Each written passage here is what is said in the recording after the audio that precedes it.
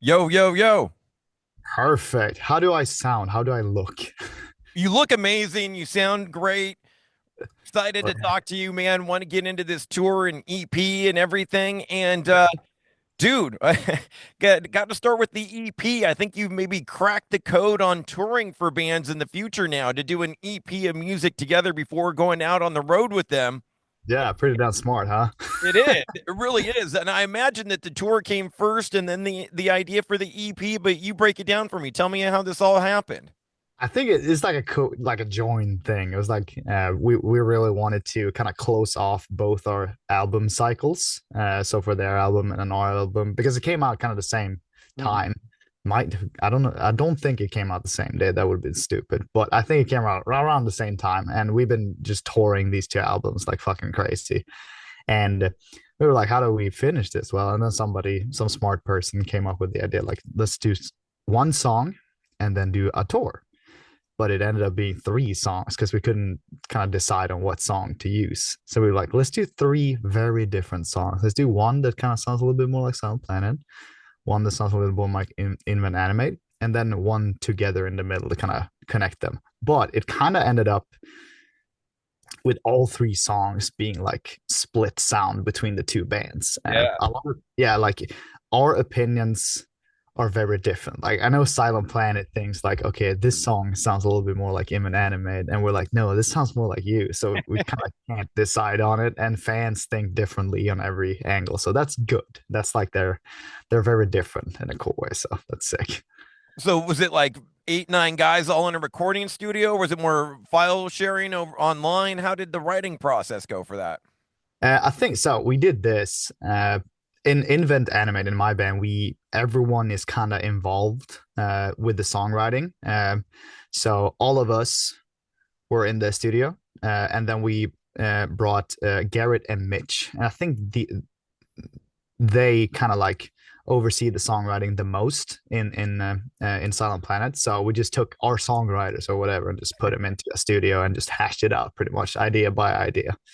That's awesome, man. I mean, I would think it'd be like herding cats putting two bands together and trying to like write music. But did anyone come in with ideas or were they all fleshed out in the studio together? Uh, it some of most of the ideas, like the general, I would say, foundation of the songs came from one band, and then everyone just fleshed out the ideas together to kind of refine, finish them pretty much, and then but a lot of stuff ended up being changed as well. So it really turned out into this like collaborative thing, which is very cool. Just curious, man. Do you have a favorite of the three tunes? I think All the Light Is Gone is for sure my favorite I was because going to say that. yeah, it's just so different. And like I've been spending so much time in this recent year just trying to refine my singing voice. And that was one of the songs where I could really like use it in a different way that I really haven't done in the past. So for me, that was a lot of fun. It's also like the most straightforward song in my opinion. And it also doesn't like I don't know. It's just a feeling of it. It's also instrumentally and vocally very simple. It's like very simple. There's not a whole lot of technicality going on in that song, which is very cool to me. So like it's I think that's one of the song. It's a hard song because it's kind of calm and calm songs kind of gets hidden away inside releases. So I'm very curious to how that song is gonna go. But it's also the easiest song to kind of like digest, in my opinion. Yeah. Well, we'll see. I might be completely wrong. We'll see on Friday. Well, that's being an artist though, right? You record all this stuff and kind of put it out to the world for them to digest how and whenever they may. But it certainly begs the question with these three songs, are you going to be playing them together live? Yeah, we're definitely gonna play two of the songs. It's not gonna be all of them, but can't say which songs yet, unfortunately. But we're definitely Return gonna to play. one for sure, and then Yeah. Return to One will be played, and then we'll see which one of the two that will actually see the light of day in that sense. So yeah. so is it going to be like it's been a million years, but back in the day, I remember David Bowie and Nine Inch Nails did a tour together, and they came out and played some songs together, and then like they would add a band member for the band coming off stage, and then they would lose a band member. And it was this really cool transition where they would play each other's songs, and then one band member would get added and one would leave. How are you guys going to do it? Have you figured it out yet? Yeah, it's for sure figured out with like production and stuff, just to kind of like make it into uh as much of a special moment, because you kind of don't want to do. It's cool to do the classical feature, one vocalist comes on, so like Sure. that's gonna happen for sure, and like we don't have a lot of choice in certain songs but to do that. But other songs we can actually like make it into more of a special moment with someone steps off stage, someone steps on, we get the fucking lights coming on, that one person that comes on, like trying to do something a little bit more special just to make it into a moment for the fans. Well, I'm super excited for it. And, you know, speaking of the set list, is it going to be Heavener in its entirety too? Then, are you going to be playing the full album, or are you going to be playing a little bit of everything? It's going to be the full album. Two of the songs we have never played live before, so that's going to be very fun. I've been practicing my ass off to like, because certain aspects of the album is very hard to sing. So, but it's been going great. It's been going great on the practice. But it's also like it's going to be cool to play the album in full. I Yeah. think Silent Planet is doing like back to back, so front to back. We're not going to do that. I think it's going to be more like a spread out, just kind of like make it. Because if both bands did back to back, I feel like it wouldn't be as special. You know what I mean? Because Hmm. fans are coming to the show. A lot of fans are coming to the shows to actually see equally as much of both bands. Mhm. And because we're in some sense very similar bands, I would say both are on the beautiful metalcore spectrum. You kind of want to mix it up as much as you can. To kind of like get the one band that does play front to back uh, will shine more if the other band doesn't. All right. So like that's kind of I think I am overthinking this a little bit too much, but Yeah.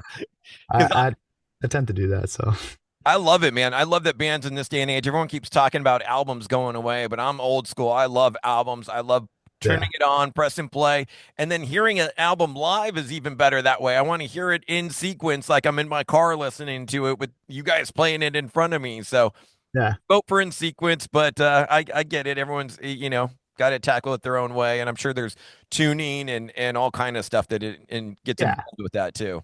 It's like it's very. They both have ups and downs. I think playing front to back is a very special thing to do. Uh, but if you mix it up, you can also like kind of add some shock value to it by the song choices and order and all that. So, and like live shows, every live show I go to, if I am shocked by what's happening on stage, it kind of I walk away remembering that in a different way. But it's also like I don't know, it's kind of like going and seeing. Uh, it's cool to like go to the movies and see a movie you've only watched on your TV.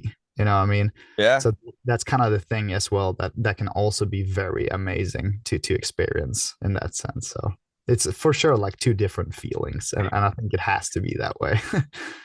Well, dude, I'm looking forward to the show. We got you in Southern California, April 23rd at the Regent in LA, the next night at the Observatory, and also rad too, 156 Silence on the bill. I love their new album. People Watching is amazing.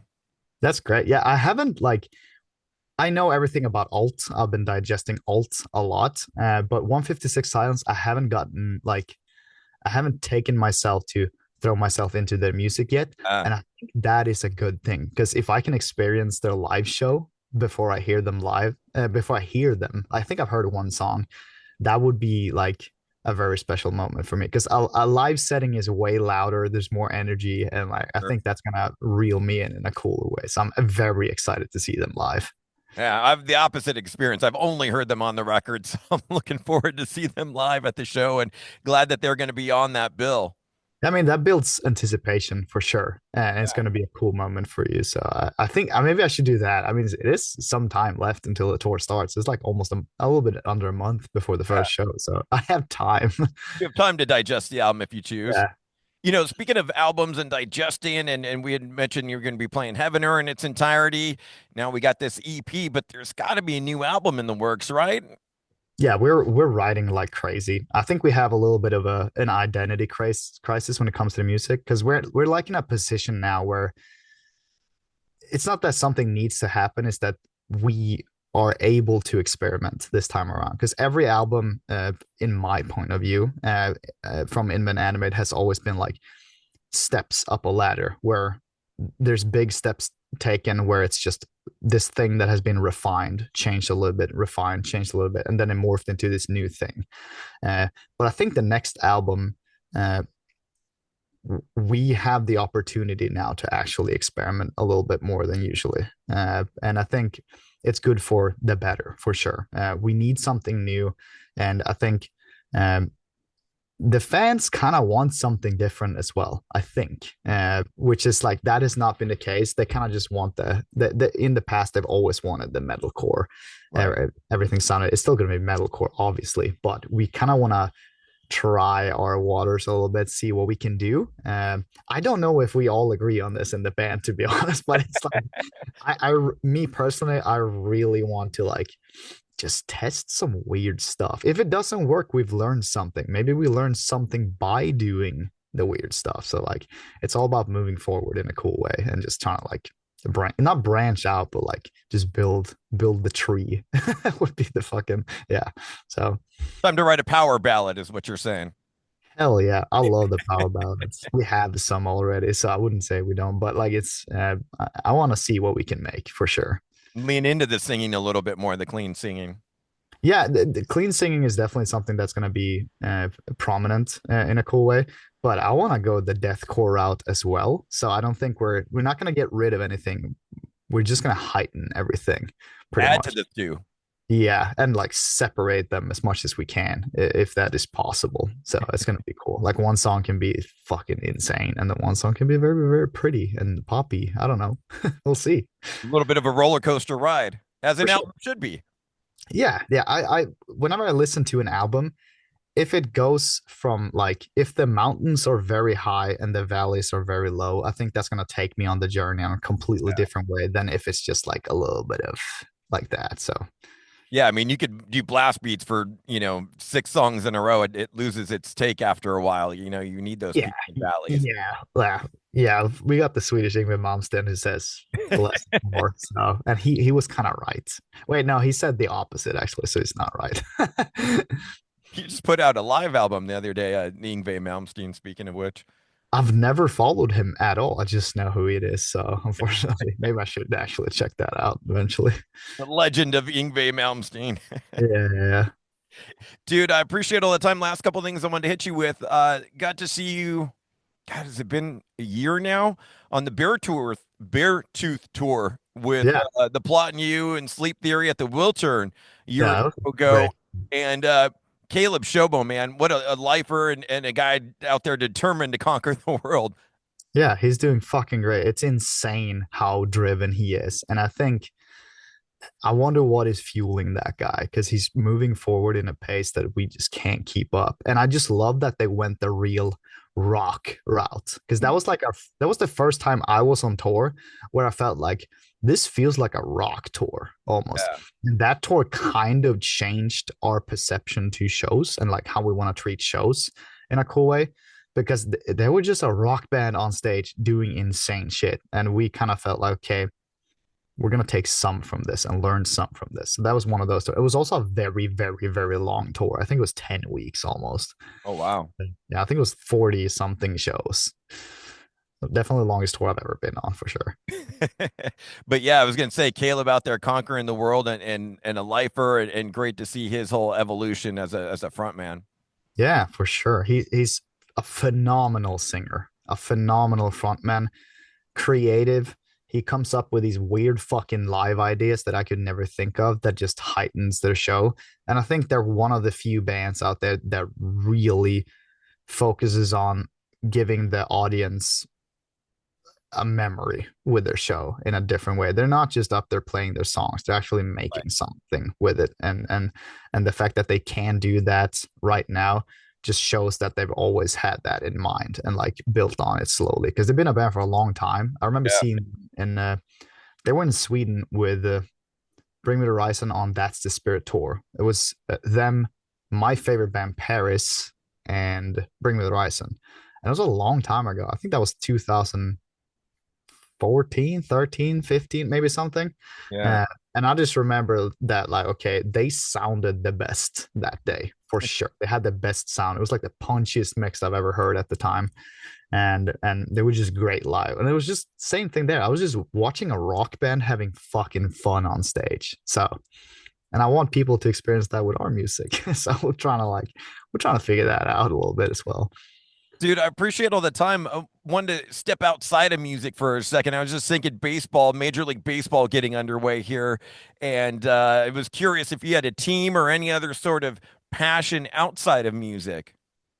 Baseball was never a thing in Sweden, so I can't take credit for Or actually liking any baseball. sport or anything like that. Is there any sort of hobby outside of music, or is it just music 24/7? Is there any sort of passion outside of the music realm? I mean, like a lot of people, I grew up playing a lot of different sports. It was everything like soccer. We have a sport called floorball in Sweden, in Scandinavia. There's like a plastic ball, kind of like land hockey-ish. Okay. Did that a lot. But right now, when it comes to sports, the only thing that I think of a lot is like freestyle skiing, Okay. skateboarding, and I also play a lot of video games. That's it, pretty much. Yeah, I don't think there's anything else that I would consider a hobby right now. Yeah, I mean most touring musicians in a band at your level, it is full time, but always kind of curious if there is that other gear, whether it's cooking or hiking or working out or whatever. Yeah, no, I don't like there's right now. I think it is just like I'm trying to spend as much time as I can writing music because I recently fell in love with it in a different way. Oh, Because I just these days I allow myself to spit out ideas and it becomes what it is. I don't like try to go in a certain direction because I can always shape that into something that fits the vibe in afterwards. The song just has to get written, and whatever element I need to use to get there, I will just let it come out in a weird way because it can always be changed and like yeah to fit the vibe at the end. But when it comes to other interests, I think video games is the only thing right now. I would say.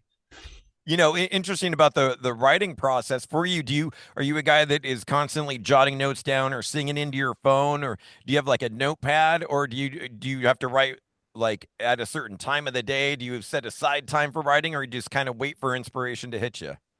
I don't think I've ever been inspired in my whole life. I kind of derive from like whatever little discipline I have to get going. But as soon as I start writing, I just can't stop. Like I'm like going at it. I forget to eat and like I'm just fucking just deep in it.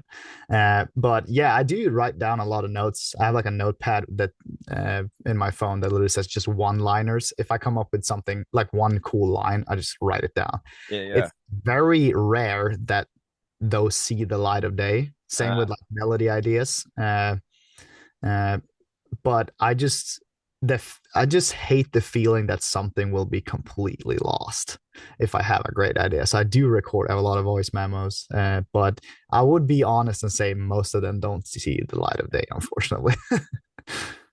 Dude, I appreciate all the time. Last thing I got for you, getting back to music. We're an old school radio station, and we do a feature every night called Mandatory Metallica every night at 10 p.m. Yeah. Imagine you're a Metallica fan, right? Actually, never was. I do remember Oh, some Guitar Hero stuff that because I'm like I don't know. Metallica was never. I was a pop punk kid. Like I grew up with okay. the fucking the Green Day and the Offspring and all that. That was kind of what my dad was listening to. Like one of my first album was Smash by Offspring, and it was like it was that mixed with like some new metal, Linkin Park, POD, Slipknot ish stuff. So that's kind of where I came from. So Metallica was never something that I don't know. It never took its place in my life, but I do love some of their stuff for sure. And obviously an inspiration. I mean, what they've built over the past 40 odd years, and to be still on top of their game, still doing stadiums and all this Yeah. at 40 plus years into their career, if nothing else, an inspiration, I would imagine. Yeah, and they've brought out metalcore bands on their tours, which is insane to me being in metalcore, like an Architects did some stuff, and like it's just insane to me. It's very, very cool. I would say that their song One is one of the best metal songs I've ever heard. It's very special. It was before its time, in my opinion, and that's pretty much what I know about Metallica. Well, you took the words out of my mouth because I was going to ask you to name a tune, and you just did that, and a great video for that tune as well, and of course the double bass at the end, so Yeah, badass. Yeah, it has this like metalcore, older metalcore feeling to it. I think that might be why I like it. Well, I think if anything, they predate metalcore for sure. But Yeah, obviously, yeah. beautiful, man. Thank you so much for the time, the killer EP, and I can't wait to see you out in Orange County at the Observatory. Hell yeah, I'm excited. Hell yeah. Thank you so much, Marcus. Have a great day. Cool. You too. Thank you so much. Bye. Bye bye.